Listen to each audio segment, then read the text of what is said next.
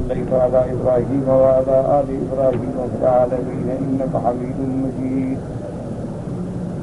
أعوذ بالله من الشيطان الرجيم. بسم الله الرحمن الرحيم. قل للمؤمنين يغضوا من أبصارهم ويحفظوا فروجهم ذلك أزكى لهم إن الله خبير بما يصنعون. قال المؤلف المفسر رحمه الله تعالى أدام النفع بعلومه وعلومكم في الدارين آمين إلى أن قال وروى الإمام أحمد حدثنا عطاف قال حدثنا عبد الله بن المبارك قال أخبرنا يحيى بن أيوب عن عبيد الله بن زهر عن علي بن زيد عن القاسم عن أبي أمامة رضي الله عنه عن النبي صلى الله عليه وسلم قال ما من مسلم ينظر إلى محاسن امرأة ثم يغض بصره إلا أخلف الله له عبادة يجد حلاوتها. اب اس حدیث مبارک میں جو حضرت ابی امامہ رضی اللہ تعالیٰ عنہ روایت فرماتے ہیں حضور صلی اللہ علیہ وسلم سے، حضور پاک نے فرمایا کہ کوئی مسلمان جو عورت کے حسن و جمال پہ نظر ڈال رہا ہو اور پھر اللہ کے خوف سے اپنی آنکھیں نیچی کر لے، اللہ تبارک و تعالیٰ اس کو بدلے میں ایسی عبادت نصیب فرمائیں گے جس کی حلاوت اپنے آپ میں محسوس کرے گا. یعنی اس کے بدلے میں اللہ اس کو، اس برائی کے بدلے میں اللہ اس کو ایسی عبادت کی توفیق دیں گے اور اس عبادت کا اثر اس کو محسوس ہوگا. وروى هذا مرفوعا عن ابن عمر وحذيفة وعائشة رضي الله عنهم ولكن في أسانيدها ضعف إلا أنها في الترغيب. اب مفسر رحمۃ اللہ علیہ فرماتے ہیں کہ ایسی روایات حضرت ابن عمر سے، حضرت حذیفہ بی بی عائشہ سے بھی ہیں، لیکن ان کی سندوں میں کچھ ضعف پایا جاتا ہے. الا فی الترغیب، مگر چونکہ یہ احادیث ترغیب ترہیب میں ہیں اس لیے محدثین ضعیف ہونے کے باوجود بھی قبول فرماتے ہیں. ومثلہ یتسامح فیہ، جو آیات جو حدیث ترغیب میں ہوں یا ترہیب میں، اس میں محدثین چشم پوشی فرماتے ہیں، یعنی اس کی سند کو زیادہ نہیں وہ کوئیتے ہیں کہ مقصد تو ترغیب ہے یا اللہ کا خوف دلانا. وفي الطبراني من طريق عبد الله بن يزيد عن علي بن يزيد عن القاسم عن النبي أمامة مرفوعا لتبغضن أبصاركم ولتحفظن فروجكم ولتقيمن وجوهكم أو لتخسفن وجوهكم. حضرت ابی امامہ سے مرفوعاً حضور صلی اللہ علیہ وسلم سے روایت ہے، آپ نے فرمایا کہ کیا تو تم اپنی آنکھوں کو نیچے کرو، اپنے شرمگاہوں کی حفاظت کرو، اپنے چہروں کو اللہ کے آگے سیدھا کرو، ورنہ اللہ تمہارے چہروں کو بگاڑ دیں گے، بدل دیں گے. کیونکہ خسوف اور کسوف جو ہے یعنی سیاہ ہو جانا، کسوف میں جیسے چاند سیاہ ہو جاتا ہے تو اس کے اثرات گناہوں کے ایسے ہوتے ہیں، اللہ معاف فرمائے کہ پھر اس کی وجہ سے سیاہی آ جاتی. جیسے صحیح حدیث مبارک میں ہے کہ جب بندہ گناہ کرتا ہے اس کے دل پہ ایک نقطہ سیاہ لگ جاتا ہے، اور جب دوسرا کرتا ہے پھر دوسرا نقطہ، حتیٰ یسود قلبہ، پھر اس کا دل پورے کا پورا سیاہ ہو جاتا ہے. اور جب دل سیاہ ہو جائے پھر اس کو برائی معلوم ہی نہیں ہوتی کہ میں برا کر رہا ہوں، میں گندا کام کر رہا ہوں، اس کو محسوس بھی نہیں. تو اسی طرح حضور نے فرمایا کہ اپنی آنکھوں کو جھکاؤ، اپنے شرمگاہوں کی حفاظت کرو، ورنہ اللہ تمہارے چہروں کو کہیں سیاہ نہ کر دے. وقال الطبراني حدثنا احمد بن زهير التستري قال قرانا على محمد بن حفص بن عمر الضرير المقري حدثنا يحيى بن ابي بكير قال حدثنا ابراهيم بن سفيان عبد الرحمن بن اسحاق عن القاسم بن عبد الرحمن نبي عن عبد الله بن مسعود رضي الله تعالى عنه قال قال رسول الله صلى الله عليه وسلم إن النظر سهم من سهام ابلیس مسموم من ترکه مخافتی ابدلته ایمانا یجد حلاوتها فی قلبه۔ اس حدیث مبارک میں حضرت عبداللہ بن مسعود سے روایت ہے کہ حضور پاک نے فرمایا یہ نظر جو ہے یہ تیر ہے، زہریلا تیر شیطان کے تیروں میں سے، کیونکہ ساری بربادی تو اسی نظر سے ہوتی ہے۔ انسان کی نظر پڑی انسان فتنے میں مبتلا ہوگی، تو جب نظر محفوظ ہوگی تو دل خود بخود محفوظ۔ آپ نے فرمایا کہ جس شخص نے اس نظر کو چھوڑ دیا اللہ کے ڈر سے، اللہ اس کو ایسی ایمان کی حلاوت نصیب فرمائیں گے جس کا اثر وہ محسوس کرے گا۔ تو اس لیے حکم ہے کہ اپنے نظروں کی حفاظت کرو۔ بہت سارے اولیاء اللہ نے اپنی کتابوں میں لکھا ہے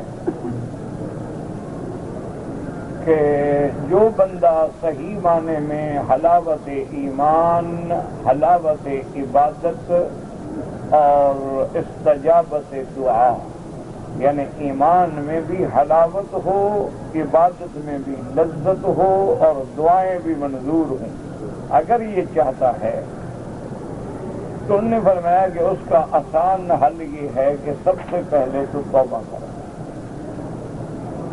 کہ ہر بندہ گناہگار ہے اور ہر انسان سے گناہ ہوتے ہیں۔ سب سے پہلے تو اللہ کے دروازے پہ خطت کے دل سے توبہ کرے کہ یا اللہ جو گناہ ہوئے میری توبہ ہے، مجھے معاف کر۔ اگر حقوق العباد ہیں، لوگوں کا حق ہے، ادا کر۔ ادا کرنے کی توفیق نہیں ان کو ملے، ان کو بتائے کہ میں آپ کا حق دینا چاہتا ہوں، اس وقت میرے حالات ہیں، لیکن میں وعدہ کرتا ہوں کہ تھوڑا تھوڑا کر کے آپ کا حقوق ادا کروں۔ اور اس کے بعد وہ فرماتے ہیں کہ 41 دن تک رزق حلال کی تلاش کرے، ذرا بھی شبہ ہو تو وہ رزق نہ کھائے۔ ہم نے اپنے بزرگوں کو دیکھا، بڑے بڑے جلسے ہوتے، کانفرنسیں ہوتی، تو ان کی تھیلے میں چنے پڑے ہوتے تھے، کبھی علیحدہ بیٹھ کے بس چنے کھائے، گلاس پانی کا پی لیا، بس روٹی ہو گئی۔ ان کو ذرا شبہ ہو جاتا کہ یہ کھانا صحیح نہیں ہے، بس نہیں کھاتا۔ اب فرماتے ہیں رزق حلال تلاش، اور 41 دن تک اپنے نظروں کی ایسے حفاظت کرے کہ کسی غیر محرم عورت پہ، کسی بیریش لڑکے پہ بری نظر نہ پڑے۔ وہ فرماتے ہیں ان چیزوں کا 41 دن تک اپنے اوپر کنٹرول کر لے، اور اس کے بعد پھر وہ دیکھے کہ کیا اس کو ایمان اور عبادت کی لذت اور اس کی دعاؤں میں اثر آتا ہے کہ نہیں۔ یہی وجہ تھی نا، دیکھو کہ صحابہ ہاتھ اٹھاتے دعائیں منظور ہو جاتی، تابعین ہاتھ اٹھاتے دعائیں منظور ہو جاتی، بڑے بڑے اولیاء اللہ جو تھے اللہ کے آگے بھیک مانگتے فوراً درخواست قبول ہو جاتی۔ آج ہم ہزاروں نہیں لاکھوں مانگتے ہیں لیکن اثر نہیں ہوتا۔ تو یہ معنی تو نہیں نا کہ اللہ کی رحمت میں کوئی کمی آ گئی ہے، اللہ کی رحمت تو اب بھی اتنا وسیع ہے کہ ساری کائنات کے ذرے ذرے کو ڈھانپ لے، اس کی رحمت میں پھر بھی کمی نہیں آئی۔ اصل وجہ جو ہے وہ یہ ہے کہ اب رزق حلال پہ توجہ نہیں، حقوق العباد کا کوئی خوف نہیں رہا۔ یعنی وہ بندہ اپنے آپ کو بڑا ولی سمجھنے لگ جاتا ہے جو نماز پڑھ لے، زنا نہ کرے، شراب نہ پیے، وہ سمجھتا ہے بس میں ولی ہوں۔ اللہ کے بندے نماز فرض ہے، اس کا چھوڑنا تو کفر ہے۔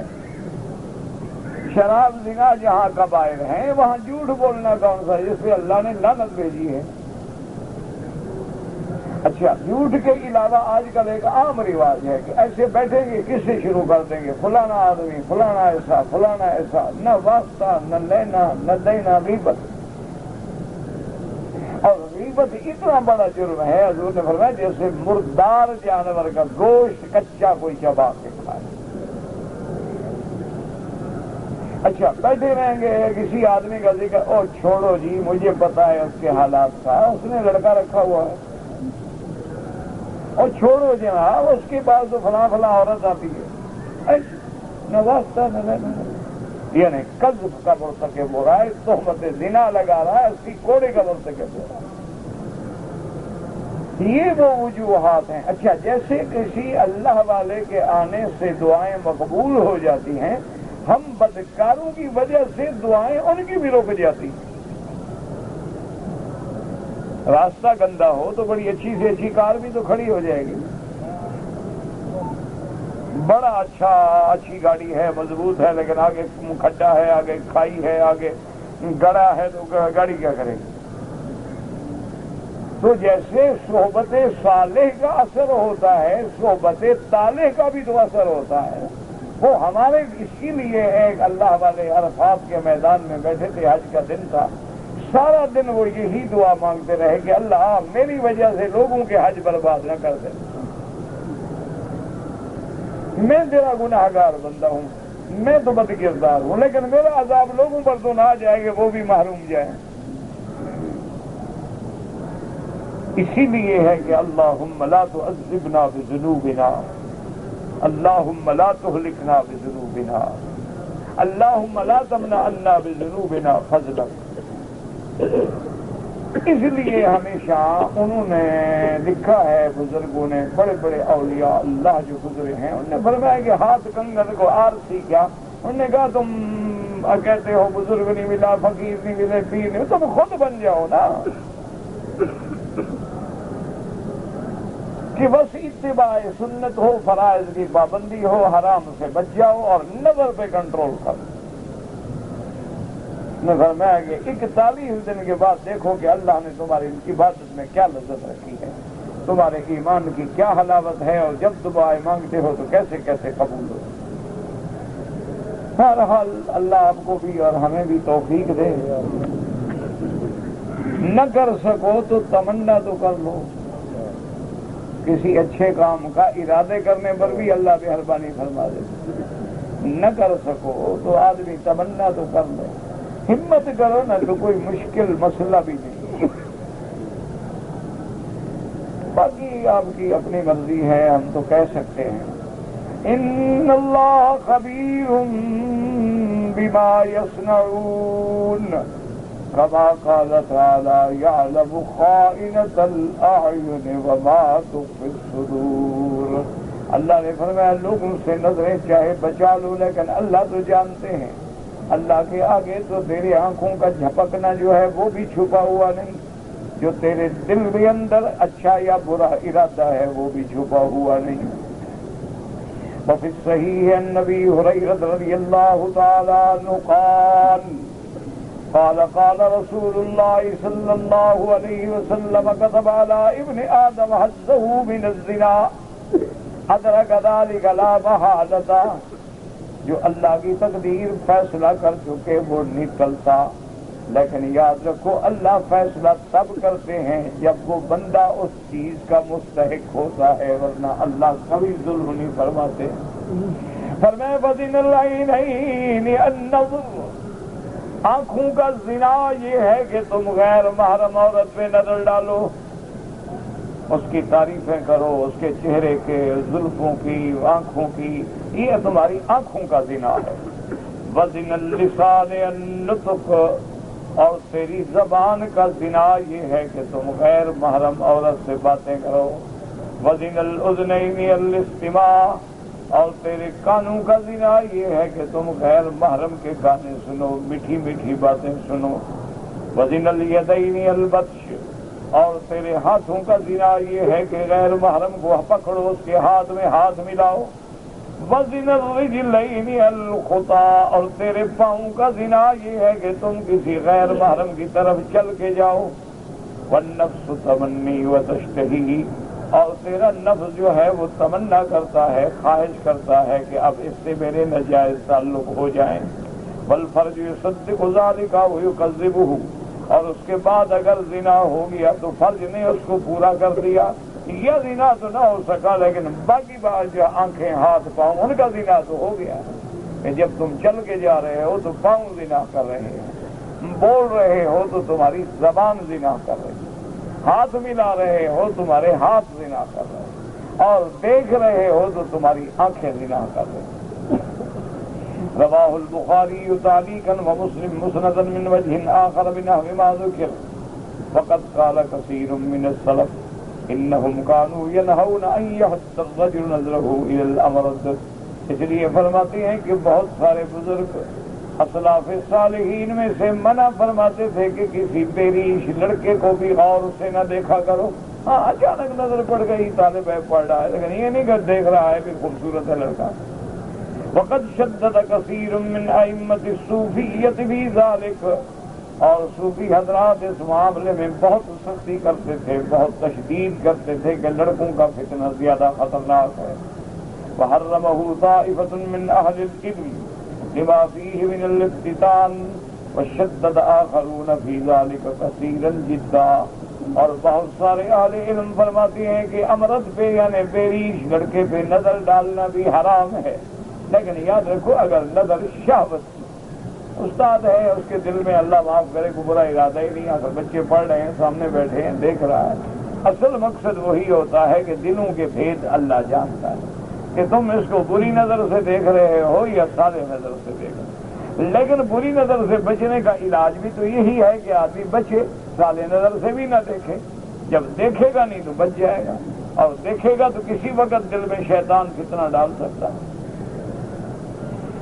وقال ابن ابي الدنيا حدثنا ابو سعيد المدني قال حدثنا عمر بن سعد المازني قال حدثني عمر بن محمد بن صعبان عن صفوان بن سليم عن ابي هريره رضي الله عنه قال قال رسول الله صلى الله عليه وسلم كل عين باكية يوم القيامة إلا عينا خرجت عن محارم الله وعين صارت في سبيل الله وعين يخرج منها مثل راس الذباب من خشية الله عز وجل.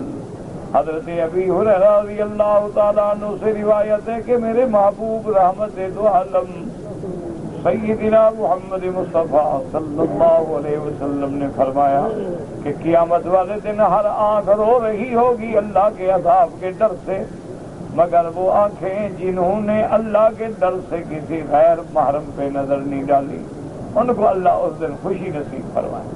اور اسی طرح وہ آنکھ جو اللہ کے راستے میں جہاد کے راستے میں جاگتی رہی پہرا دیتی رہی, اور اسی طرح وہ آنکھ جس سے آنکھ سے آنسو گر جائیں اللہ کے خوف سے, قیامت میں اللہ ان کو پھر وہ خوشیاں نصیب فرمائیں گے. ورنہ ہر حال جو ہے ہر آنکھ جو ہے وہ رونے والی ہوگی قیامت والے دن. اسی لیے قرآن پاک نے بھی فرمایا وجوہ یومئذ مسفرۃ ضاحکۃ مستبشرہ ووجوہ یومئذ علیہا غبرہ ترہقها قطرہ اولئک هم الکفرۃ الفجرہ.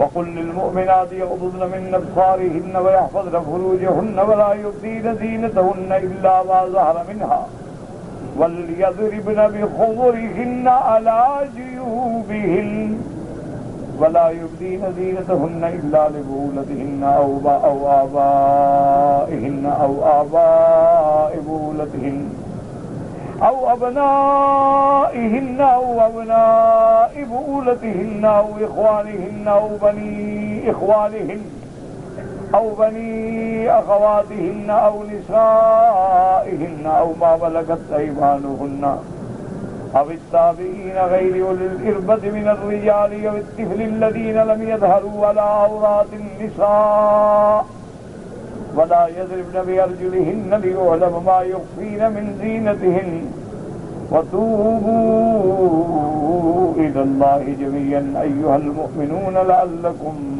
تفلحون.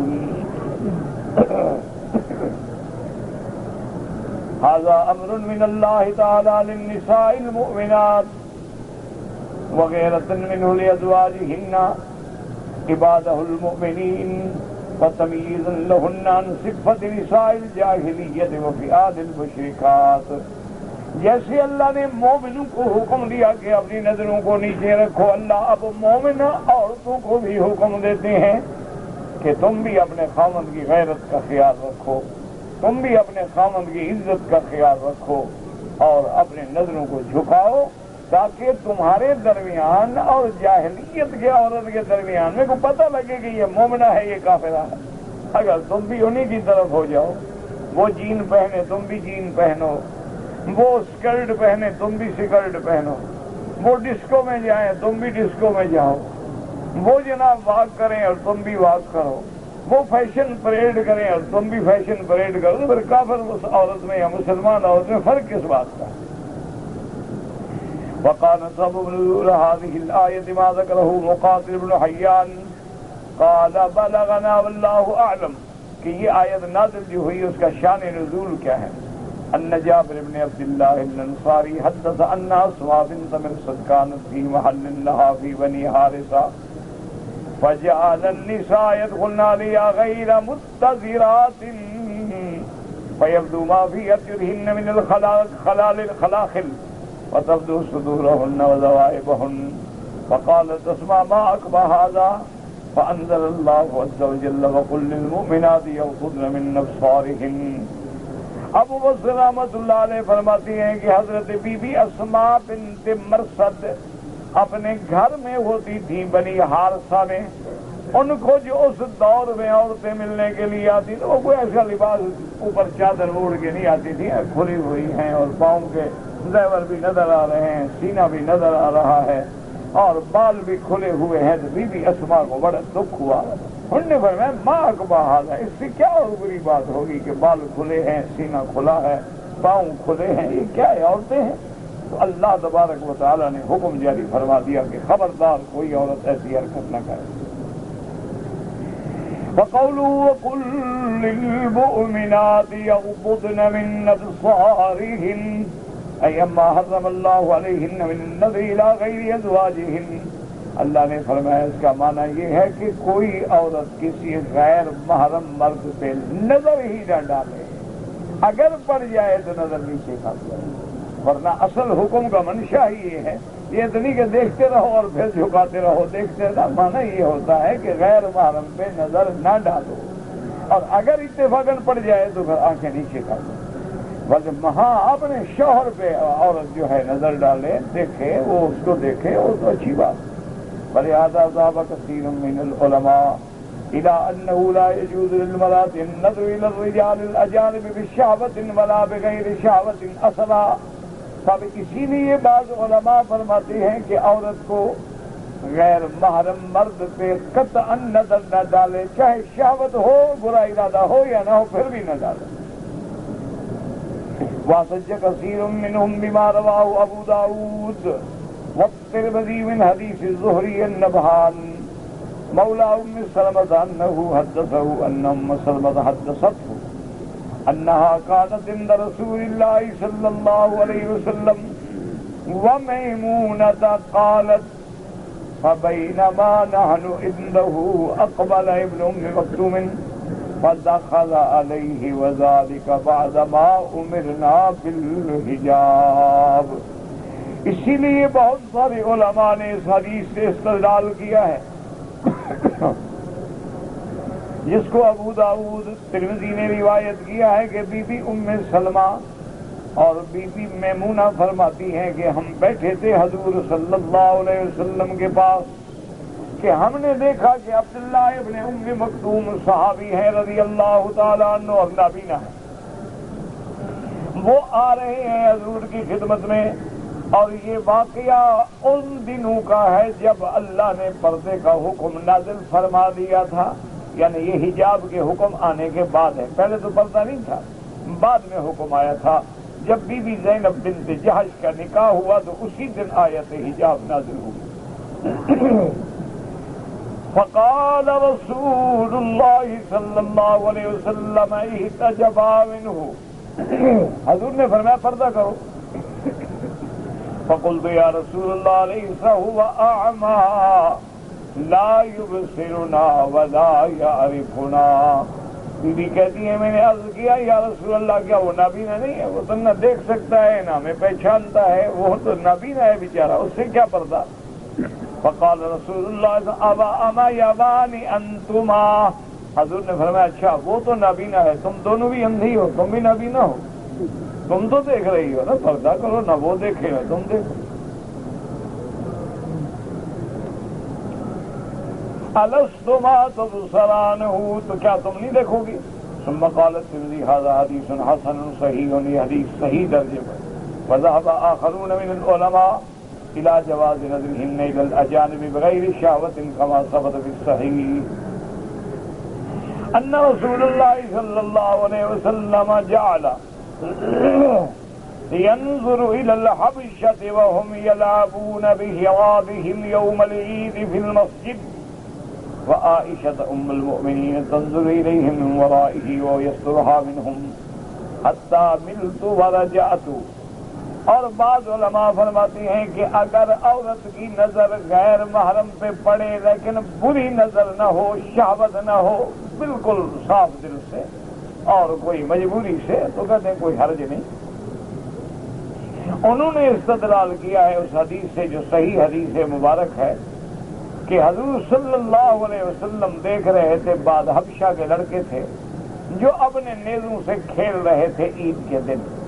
عید کے دن وہ آپس میں کھیل رہے تھے، نیزے وغیرہ استعمال کر رہے تھے، تو حضور بھی دیکھ رہے تھے۔ بی بی عائشہ فرماتی ہے میں حضور کے پیچھے آ کے کھڑی ہو گئی اور حضور کے کندھے مبارک پہ اپنا تھوڑی رکھ لی اور میں دیکھتی رہی، کافی دیر دیکھتی رہی۔ حضور بھی کھڑے رہے جب تک کہ میں خود میرا دل بھر گیا اور میں واپس لوٹی تو پھر حضور صلی اللہ علیہ وسلم ہٹے۔ تو اس لیے بعض علماء استدلال کرتے ہیں کہ جب بی بی عائشہ دیکھ سکتی ہے، حضور نے منع بھی نہیں فرمایا اور پھر حضور کھڑے بھی رہے اتنی دیر، تو اس سے معلوم ہوا کہ بغیر شہوت کے اگر عورت دیکھے تو کوئی حرج نہیں۔ لیکن مسئلہ سمجھیں، اب ایک حدیث میں آیا کہ نابینے کو بھی نہ دیکھو، حالانکہ وہاں بھی کوئی شہوت کی بات ہی نہیں ہے۔ اچھا، ایک روایت میں آیا کہ بی بی عائشہ نے دیکھا، تو اب علماء نے ان دونوں حدیثوں کو جمع کیا کہ اگر خوف ہو فتنے کا پھر تو نہ دیکھو، اگر خوف فتنے کا نہیں ہے، الحمدللہ امن ہے، سکون ہے، ویسی بات نہیں ہے، تو وہاں دیکھنا بغیر شہوت کے جائے۔ اگر فتنے کا خوف ہے تو پھر شہوت سے بھی نہ دیکھو اور بغیر شہوت کے بھی نہ دیکھو۔ اور آج کل جو حال ہے اس میں تو آدمی جتنا دور رہے تبھی بچ سکتا، ورنہ بچنا جو ہے نا جی وہ نہ بالکل محال ہے۔ الا من حفظہ اللہ، اگر اللہ حفاظت فرما کے بچا لیں تو بچا لیں، ورنہ عورت اتنا بڑا فتنہ ہے کہ اس میں صرف دولت والے نہیں، بڑے بڑے علم والے، بڑے بڑے تقوی والے لوگ بھی بہہ گئے، یہ ایسا فتنہ ہے۔ ہاں مگر اللہ بچا لے تو بچا لے۔ وَقَوْلُهُ تَبَارَكَ وَتَعَالَى وَيَحْفَظْنَ فُرُوجَهُنَّ، اپنی شرم گاہوں کو تھامتی رہیں، کیا معنی؟ گناہوں سے بچیں، فواحش سے بچیں، زنا سے بچیں۔ وَقَالَ قَتَادَةُ وَسُفْيَانُ مَا لَا يَحِلُّ لَهُنَّ، جس چیز کو اللہ نے حرام کیا، زنا حرام ہے، لواطت حرام ہے، عورت کا عورت سے سحاق کرنا جو ہے حرام ہے، ان سب چیزوں سے بچیں۔ وقال مقاتل الزنا وقال ابو العالیہ كل آیة نزلت في القرآن يذكر فيها حفظ الفروج فهو من الزنا الا هذه الآية۔ ابو بکر رحمۃ اللہ علیہ فرماتے ہیں کہ جہاں جہاں بھی حفظ فرج کا حکم ہے، معنی ہی یہ ہے کہ زنا سے بچیں، مگر اس آیت میں اللہ نے حکم دیا وَيَحْفَظْنَ فُرُوجَهُنَّ، یعنی اپنی نظر کو بھی نیچے رکھیں، اپنی شرمگاہوں کو بھی تھام کے رکھیں، یعنی لا یراہا احد، کیا معنی؟ یعنی ان کو کوئی نہ دیکھے۔ حفاظت کا معنی یہاں یہ ہے کہ صرف زنا سے نہیں بلکہ ان کے بدن پہ بھی کسی کی نظر نہ پڑے۔ وَلَا يُبْدِينَ زِينَتَهُنَّ إِلَّا مَا ظَهَرَ مِنْهَا لا يظهرن شيئا من الزینة للأجانب إلا ما لا يمكن إخفاؤه۔ علماء نے فرمایا کہ زینت کا اظہار نہ کریں اجنبیوں کے سامنے مگر جس کا چھپانا ممکن ہی نہ ہو، جیسے اب ہاتھ ہے، آدمی کھانا دے گا، پانی دے گا، لازمی بات ہے کہ ہاتھ پہ تو نظر پڑے گی، تو یہ تو مجبوری ہے، ورنہ محاسن یعنی مواقع زینت، صرف یہ معنی نہیں کہ زینت، یعنی جہاں جہاں زینت کے مواقع ہیں، جیسے ہاتھوں میں کنگن پہنے جاتے ہیں، گلے میں ہار پہنے جاتے ہیں، پاؤں میں بازیب پہنے جاتے ہیں، کانوں میں بالیاں پہنی جاتی ہیں، کانٹے پہنے جاتے ہیں، تو یہ مواقع زینت ہیں۔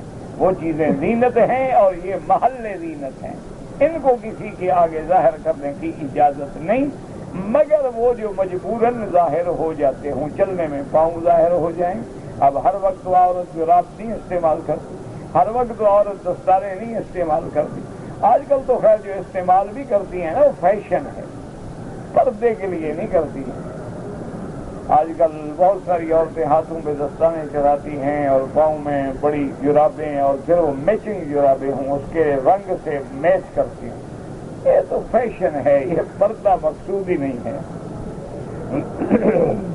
قال ابن مسعود کالرداء والثياب، حضرت عبداللہ بن مسعود فرماتے ہیں کہ زینت کا معنی یہ ہے کہ جو اوپر چادر اوڑھی ہوئی ہے یا کپڑے پہنے ہوئے ہیں وہ تو آخر نظر آئیں گے نا، کیا برقع اوڑھا ہوا ہے تو برقعے پر تو نظر پڑے گی نا۔ آج کل تو انہوں نے برقعے کو بھی زینت بنا دیا، 10-10 ہزار کا برقع ہے، اس میں موتی جڑے ہوتے ہیں اور فیشن بنے ہوتے ہیں، سلائی ہے، کڑھائی ہے کہ ہر حال میں بندہ دیکھے کہ کیسا خوبصورت ہے۔ والثياب يعني على ما كان يتآتاه نساء العرب من المكنات الذي تجلل ثيابها وما يبدو من نصافل الثياب، جیسی عورتیں اوپر سے مکنہ اوڑھ لیتی تھی، اور لیکن کبھی کبھی کپڑے جو ہے اس کے نیچے سے پاؤں بھی ظاہر ہو جاتا ہے، یہ مجبوری والی بات۔ فلا حرج عليها فيه لأن هذا لا يمكن إخفاؤه، ونذيره في زي النساء ما يظهر من نزارها وما لا يمكن إخفاؤه۔ وقال يقول الرسول صلى الله عليه وسلم وجزاء إبراهيم النخعي وغيرهم، وقال الأعمش سعيد بن جبير أن ابن عباس لا يبدين زينتهن إلا ما ظهر منها، قال وجهها وكفيها والخاتم۔ انہوں نے فرمایا کہ جیسے چہرہ ہے، جیسے انگوٹھی ہے، ہاتھ میں انگوٹھی ہو یا ہتھیلیاں ہیں۔ وروان ابن مروة عن سعيد بن جبير والشعثاء والضحاك وإبراهيم النخعي وغيرهم نحو ذلك، فهذا يحتمل أن يكون تفصيلا للزينة التي نهينا عن إبدائها، كما قال أبو إسحاق السبيعي عن أبي الأهوس عن عبد الله قال في قوله ولا يبدين زينتهن، قال الزينة القرط والدملوج والخلخال والقلادة۔ انہوں نے کہا زینت سے مراد یہ ہے کہ جیسے بالیاں ہوتی ہیں، یا اسی طرح ناک میں ڈالتے ہیں، کیل سا ڈالتے ہیں، اسی طرح پاؤں میں پزیبیں ہوتی ہیں یا گلے میں ہار ہوتا ہے۔ اور پھر روایت میں قال زینت زینتان، انہوں نے کہا کہ زینت سے مراد جو ہے دو قسم ہیں، فزینت لا یراہا الا الزوج، ایک زینت تو ایسی ہے کہ جس کو خامد کے بغیر دیکھنا جائز نہیں، الخاتم والسوار، یعنی انگوٹھیاں، کنگن، یہ تو داخلی چیزیں، تو اس کو بس خامد دیکھے اور کوئی نہ دیکھے۔ اور ایک زینت ہے کہ جس کو اجنبی بھی دیکھ سکتا ہے، وَهُوَ الظَّاهِرُ مِنَ الثِّيَابِ، جو کپڑا پہنا ہوا۔ وقال الزهري لا يبدو لهؤلاء الذين سمى الله بمن لا تحل له إلا الأصبرة والأخمرة والأقرطة من غير حصر، وأما عامة الناس فلا يبدو منها إلا الخواتم۔ اب مفسر رحمۃ اللہ علیہ فرماتے ہیں کہ جن کا ذکر اللہ نے قرآن میں فرمایا ہے ان کے آگے جو ہے وہ ظاہر نہیں کر سکتی مگر یعنی ہاتھ یا اوپر کی چنری یا اس کے بعد اس کے کانوں میں کوئی چیز پہنی ہوئی ہے، بغیر کو اگر عام لوگ ہیں تو ان پر یہ بھی ظاہر نہ کریں، ہاں اگر ہاتھ کھل جائے تو اس میں کوئی حرج نہیں ہے، واللہ اعلم۔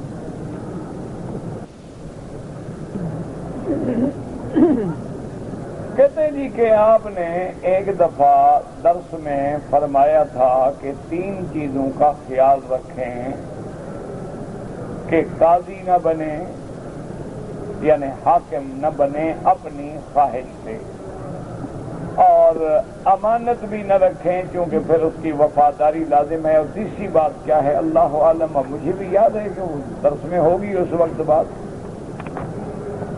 کہتے جی کہ اللہ نے مجھے بیٹا دیا ہے تو میں اپنے بیٹے کا نام سدیس رکھوں۔ سدیس نام تو نہیں، لقب ہے۔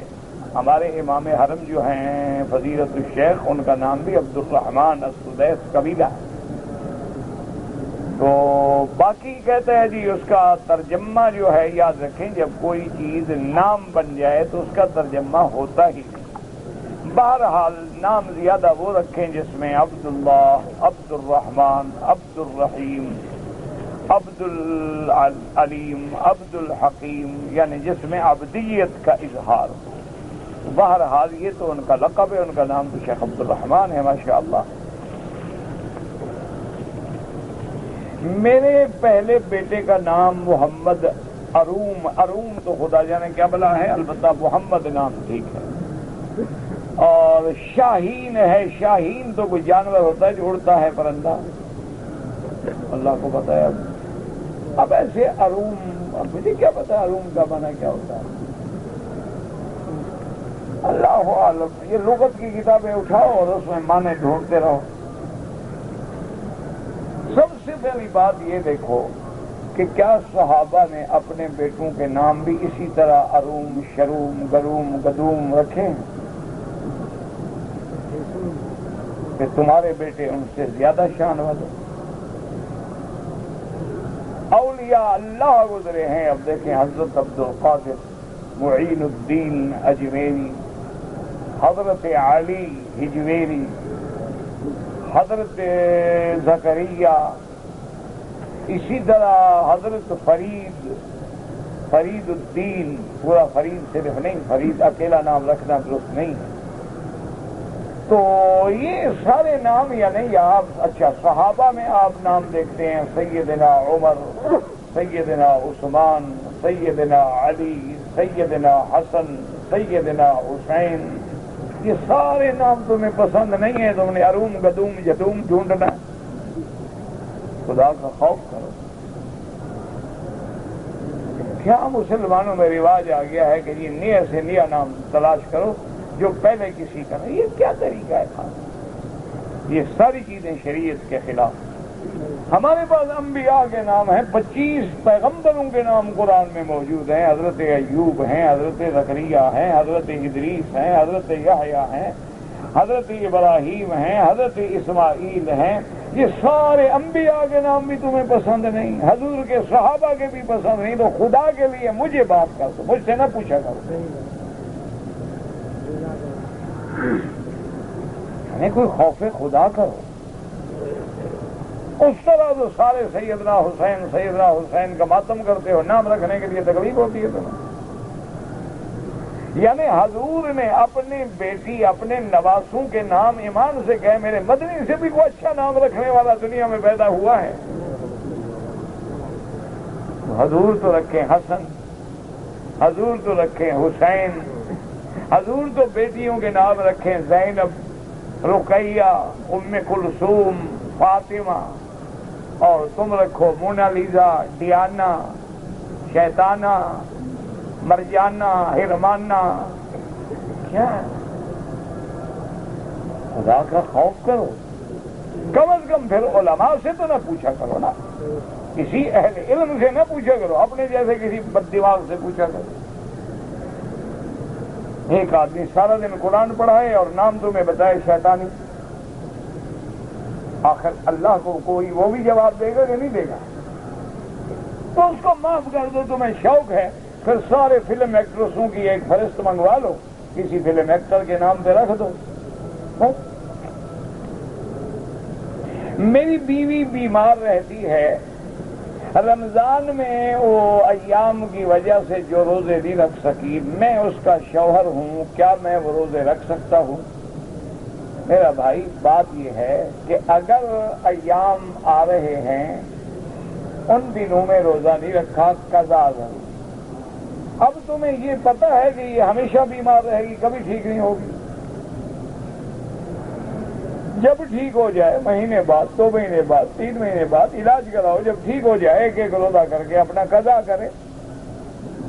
اگر خدا نہ کرے ایسی بیماری کہ جس میں ٹھیک ہونے کی امید ہی نہیں ہے اور وہ خود بھی روزہ رکھنے کے قابل نہیں ہے، تو پھر اس کی طرف سے تمہیں روزے رکھنے کی کوئی ضرورت نہیں، فدیہ ادا کر دو، طعام و مسکین، ایک آدمی کا کھانا صبح و شام کا یا اس کے پیسے اندازہ کر لو بھی ایک آدمی ایک وقت میں 10 ریال کا کھانا کھائے مثال کے طور پر 2 اگست میں بھی 20 کا کھائے گا، اتنے پیسے دے دو، صدقہ کر دو، خیرات کر دو۔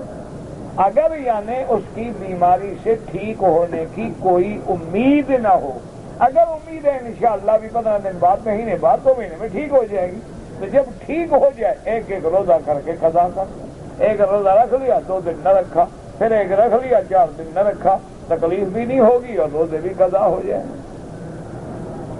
کہتے جی کہ میں اپنی جائیداد جو ہے اپنی زندگی میں تقسیم کرنا چاہتا ہوں، میرے بیٹے بھی ہیں بیٹیاں بھی ہیں، اس کا آسان حل یہ ہے کہ تم ایک کاغذ پہ اپنے لکھو کہ میں، میری بیوی، بیٹے، بیٹیاں، بھائی، ماں، بہن، سب تفصیل لکھ کے اسی مدرسے میں مفتی کے پاس جاؤ، وہ تمہیں علم میراث کے مطابق سب کے حصے بنا دیں گے، اور یہ حصے لکھنے کے بعد وصیت کر کے گواہ بنا کے کسی کے پاس جمع کرا دو، اپنی زندگی میں جائیداد بچوں کو دے دو گے تو انشاءاللہ تم گھر کے باہر ہو گئے۔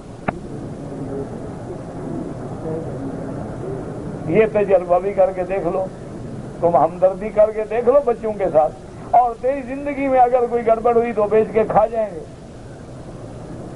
تم وصیت نامہ لکھو، شریعت کے میراث کے مطابق گواہ بناؤ، کسی صحیح بندے کے پاس امانت رکھ دو کہ جب میں مر جاؤں یہ میری وصیت ہے، یہ میراث کا حکم ہے، یہ شریعت کا حکم، اس کے مطابق جائیداد تقسیم کر دوں، بس ختم ہو، تیری زندگی میں مسئلہ بھی حل ہو گیا، بعد میں کوئی لڑے گا بھی نہیں۔ جب تک زندہ رہو کم از کم اپنا کنٹرول رکھو، ورنہ آج کل الا ماشاء اللہ اولاد کو جس دن جائیداد دے دو گے نا تو اس کے بعد انشاءاللہ تم اپنا ٹھکانہ پہلے دور کہیں ڈھونڈ لو،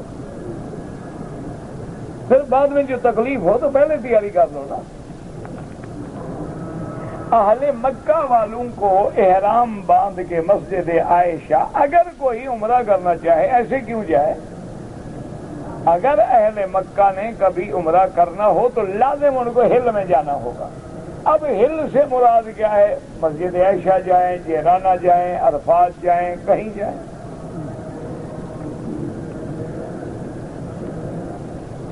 میں خادم ہوں مسجد الحرام میں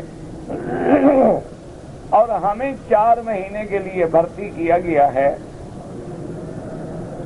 آپ رمضان میں آ گئے یا رمضان سے پہلے آ گئے تو آپ کا حج افراد ہوگا، یعنی آپ صرف حج کی نیت کریں گے، لبیک بحجۃ لبیک اللہم لبیک، اور آپ پر حج کی بکری ذبح کرنا واجب نہیں ہے، اللہ پیسے دے کر دو، ورنہ خادم آدمی ہو اچھی بات ہے، مفرد حج کرو، اللہ نے بکری بھی معاف کی ہے، کنکری مارو، سر منڈاؤ، اپنی ڈیوٹی پہ آ جاؤ۔ حج کا احرام یہاں جہاں رہتے ہو مکے میں وہیں سے بند ہو گیا۔ کہتے جی کہ 2 نفل برائے حاجات یعنی مشکلات کو حل کرنے کے لیے میں پڑھتا تھا نماز کے بعد، اب یہاں موقع ملتا ہے پہلے پڑھ لوں، پہلے پڑھو بعد میں پڑھو تو نفل ہے نا، جب موقع ملے پڑھو، لیکن نفل اس وقت پڑھی جاتی ہے جب سنتیں پڑھ لو، تم سنتوں کے بجائے نفل پڑھتے رہو تو پھر اس میں ثواب کم ہے، نفل سنت پڑھو، جیسے عشاء سے پہلے 4 سنتیں پڑھ سکتے ہو، 4 نہ پڑھو 2 سنتیں پڑھ سکتے ہو۔ اب نفل پڑھنی ہے تو وہ بعد میں فارغ ہو کے پڑھتے رہیں، جب فرض پڑھ لو، واجب پڑھ لو، سنتیں پڑھ لو، پھر جتنا مرضی آئے نفل پڑھو۔ کہتے جی کہ ایک بیوہ یا طلاق شدہ عورت کو حیض آتا ہے مگر بچہ پیدا کرنے کی خاصیت نہیں رکھتی، اس کے لیے عدت ضروری ہے؟ جب حیض آ رہا ہے عدت کیوں ضروری نہیں؟ یہ کیا معنی ہے؟ اگر حیض بند بھی ہو گیا ہو تب بھی عدت ضروری ہے۔ کہتے جی کہ یہاں میں نے دیکھا ہے بہت سارے لوگ ان اوقات میں جو مکروہ اوقات ہیں اس میں بھی نفل پڑھتے رہتے ہیں۔ میرا بھائی چونکہ یہاں ہر ائمہ کے اتباع کرنے والے لوگ آتے ہیں، حنفی بھی ہیں، شافعی بھی ہیں، مالکی بھی ہیں، حنبلی بھی ہیں، تو بعض ائمہ کے نزدیک اللہ کے حرم میں کوئی جب چاہے طواف کرے 2 رکعت پڑھے، وہ بھی کہتے ہیں ضرورت ہو، ایسے نہیں کہ ضرورت بھی نہ ہو اور مکروہ وقت میں نماز پڑھتا رہے، یہ کوئی بھی نہیں کہتا۔ اسی طرح سورج نکلتے ہوئے سورج عین سر پہ ہے، عصر کے بعد سورج کے ڈوبنے کے وقت میں احناف کے نزدیک نہیں پڑھنی چاہیے۔ باقی ائمہ کے نزدیک اگر اجازت ہے، وہ بھی یہ اجازت ہے کہ ایک آدمی آیا ہے اس نے طواف کر لیا عصر کے بعد، وہ کہتے پڑھ لے، کیونکہ طواف کے 2 رکعت پڑھنے ہیں، لہٰذا ضرورت پیش آ گئی تو جائز۔ یہ نہیں ہے کہ ویسے آگے بیٹھا ہوا ہے ویسے پڑھتا رہے، نہیں، وہ بھی اس بات کی اجازت نہیں دیتے۔ پتہ نہیں آپ نے کیا لکھا ہے کہ میں نے بہت سارے عمرے بھی کیے، طواف بھی کیے، ہر 5ویں یا 6ٹھے چکر پر میں حتیم میں نفل کیا کرتا تھا، یعنی ٹوٹل 7 چکر پورا کرتا تھا۔ کیسے پورا کرتے تھے؟ اگر تم نے ہمیشہ 6 چکر کیے ہیں طواف ہوا ہی نہیں، 5 کیے ہیں ہوا ہی نہیں، 5 کے بعد تم نے 2 نفلیں شروع کر دی ہیں، وہ بھی ناجائز ہے، پہلے طواف پورا کرو بعد میں نفل پڑھو۔ یہ تو بہت بڑی غلطی ہے، آئندہ ایسا نہ کریں ورنہ عمرے بھی برباد اور طواف بھی برباد۔ کہتے جی کہ کوشش کریں کہ حرم شریف میں مردوں کے لیے طواف کے اوقات الگ ہوں اور عورتوں کے لیے طواف کے اوقات الگ مقرر کیے جائیں، اور حجر اسود کے لیے اسی طرح ایک یعنی پتہ نہیں کیا کہتا ہے، ہاتف یا خاطف لگایا جائے، مرد عورتیں لائن میں کھڑے ہو کے بوسہ دے سکیں۔ میرا بھائی بات یہ ہے سب سے پہلی کہ حضور صلی اللہ علیہ وسلم کے زمانے میں بھی مرد اور عورتیں ایک وقت میں اکٹھے طواف کرتے تھے۔ فرق اتنا تھا، حضور نے عورتوں کو حکم دیا تھا کہ تم باہر باہر طواف کرو، مردوں میں گھسنے کی کوشش نہ کرو۔ اس لیے یہ حضرات مجبور ہیں، ورنہ سوچتے رہتے ہیں، باقاعدہ لجان ہیں، کمیٹیاں ہیں، غور کرتی ہیں، اور پھر ابھی حالات ایسے ہوتے ہیں کہ ایک آدمی کا ہم نے وقت مقرر کر دیا کہ عورتیں رات میں طواف کریں، مرد دن میں کریں، مثال کے طور پر۔ اب عورت نے طواف زیارت کرنا ہے، اس کی فلائٹ ہے، وہ جا رہی ہے اور دن ہے، وہ طواف کر نہیں سکتی، رات تک کیسے رکے؟ اس کا کیا حل ہے؟ باقی کہتے ہیں جی کہ لائن بنائیں، مسلمانوں نے جس دن لائن بنانا سیکھ لی نا اس دن کفر مر جائے گا۔ تمہارے اپنا صبر ہی نہیں، لائن کون بنائے گا؟ مسلمان اور صبر کر لیں، دیکھیں مجال ہے، بس پہ لڑیں گے، حجر اسود پہ لڑیں گے، دروازے سے گزرنا پڑے تو لڑیں گے، کوئی ایک بندہ چیخ مار دے سارے دوڑ پڑیں گے، لوگوں کو مار ڈالیں گے۔ یہ تو اللہ رحم کرے تم پر، اس کا علاج لینوں سے نہیں دلوں سے ہو سکتا۔ اور پہلی چیز یہ ہے کہ حجر اسود کا بوسہ دینا کو فرض ہے، فرض نماز تو پڑھتے نہیں، بوسے پہ لڑتے ہیں۔ اب اس سے بڑی جہالت کیا ہے؟ بھئی حجر اسود کا بوسہ دینا سنت ہے، نہ ملے اشارہ کرو، خلاص وہی ثواب ہے جو بوسے کا ثواب، تو پھر لڑائی کی ضرورت کیا ہے؟ کہتے جی کہ ہنڈی کے ذریعے جو لوگ پیسہ بھیجتے ہیں کیا یہ کاروبار جائز ہے؟ اگر ہنڈی کے کاروبار میں مسلمان ملک کو نقصان ہوتا ہے، اس کو زر مبادلہ نہیں ملتا، اور بعض غلط لوگ اسمگلر جو ہیں جن کے پاس کالا دھن ہے وہ اس ذریعے سے اپنے دھن کو سفید کر لیتے ہیں، تو یہ حرام۔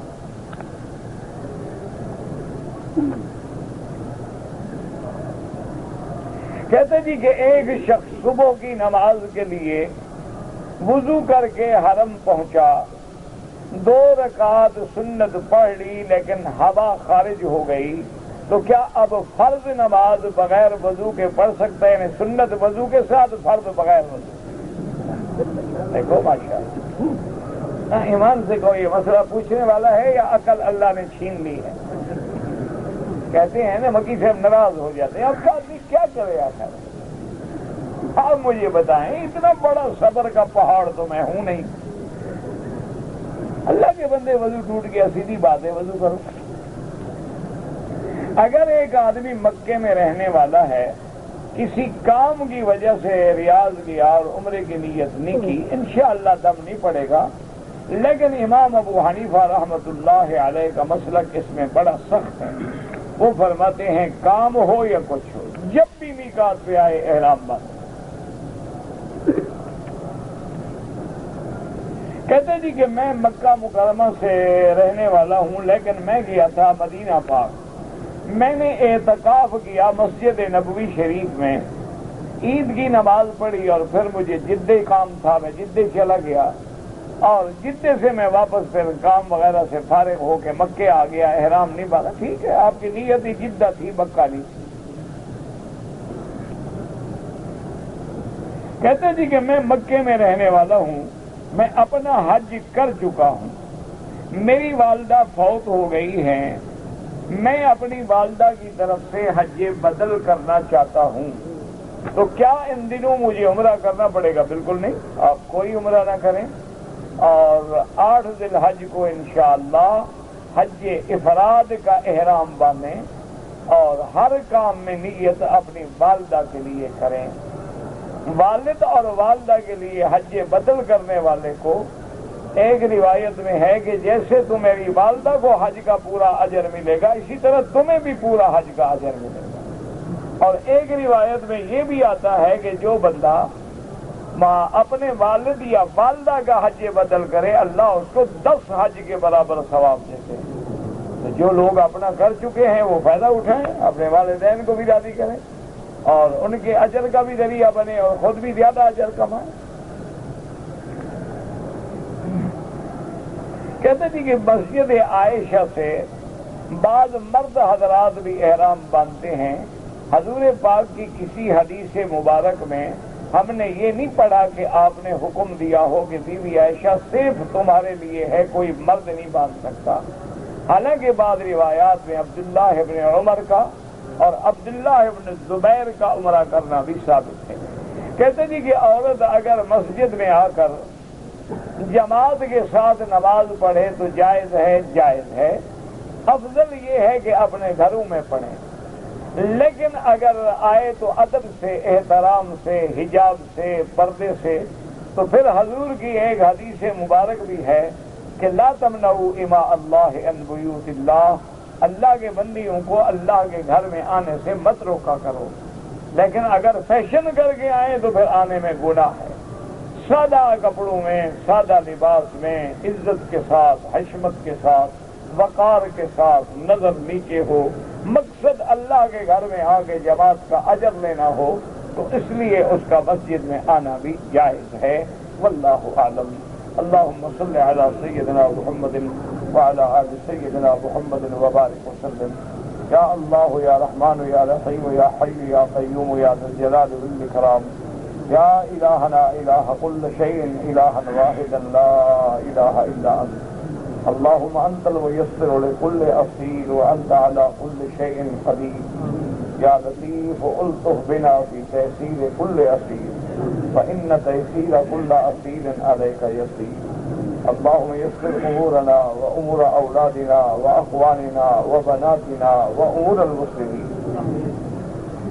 دل سے دعا کریں کہ اللہ زلزلہ زدگان کی مدد فرما، یا اللہ جو فوت ہو گئے ہیں ان کے درجات بلند فرما، ان کے پسماندگان کو صبر جمیل عطا فرما، جو زندہ ہیں ان کی جان مال آبرو عزت کی حفاظت فرما، یا اللہ اپنے بندوں کو عذاب سے بچا لے، یا اللہ اپنے عذاب رفع فرما، یا اللہ اپنے عذاب رفع فرما، یا اللہ جو مدد کر رہے ہیں ان کو زیادہ سے زیادہ مدد کرنے کی توفیق عطا فرما، یا اللہ ان کے مسائل آسان فرما دے، مدد کے لیے رحمت کے راستے کھول دے، یا اللہ بیماروں کو شفا عطا فرما، بے حیاؤں کو حیا عطا فرما، بے دینوں کو دین عطا فرما، بے اولادوں کو اولاد عطا فرما، جن کی اولادیں ہیں ان کو صالح بنا، قرۃ عین بنا، جن کے گھروں میں بیٹیاں ہیں ان کے رشتے آسان فرما، یا اللہ ہم کسی امتحان سے قابل نہیں، یا اللہ ہم ضعیف ہیں، عاجز ہیں، گناہگار ہیں، اپنے گناہوں کا اقرار کرتے ہیں، رحمت کے فیصلے فرما، رحمت کا فیصلہ فرما، یا اللہ عالم اسلام کی عزت کا فیصلہ فرما، عالم اسلام کے غلبے کا فیصلہ فرما، یا اللہ کفر اور ان کی قوتوں کو ہمیشہ کے لیے نیست و نابود فرما دے۔ اللہم انا نعوذ بک من جہد البلاء ودرك الشقاء وسوء القضاء وشماتة الأعداء. اللهم استرنا بسترك الجميل، اللهم استرنا بسترك الجميل، اللهم استر عوراتنا، آمن روعاتنا، خفف لوعاتنا. اللهم احفظ سائر بلاد المسلمين وهذا البلد الأمين واجعلها آمنا مطمئنا سخاء رخاء إلى يوم الدين برحمتك یا ارحم الراحمین. یا الہ العالمین، جن دوستوں نے دعاؤں کے لیے کہا ہے، خط لکھا ہے، فون کیا ہے، پیغام بھیجا ہے، سب کی حاجتیں پوری فرما. یا اللہ، جنہوں نے نہیں بھی کہا ان کی بھی حاجتیں پوری فرما. یا اللہ، اپنے دروازے پہ آنے والوں کو محروم نہ فرما. یا اللہ، ہمیں اپنے دروازے سے مایوس نہ فرما. یا الہ العالمین، یا اللہ، تمام دینی جماعتوں کی، دینی اداروں کی، مساجد کی، مدارس کی حفاظت فرما. یا اللہ، جہاں جہاں بھی دین کے اجتماع ہیں مدد فرما، نصرت فرما، حفاظت فرما، ہر شر سے محفوظ فرما. ربنا تقبل منا انك انت السميع العليم وتب علينا انك انت التواب الرحيم. صلی اللہ تعالی علی خیر خلقہ سیدنا محمد وعلی آلہ وصحبہ.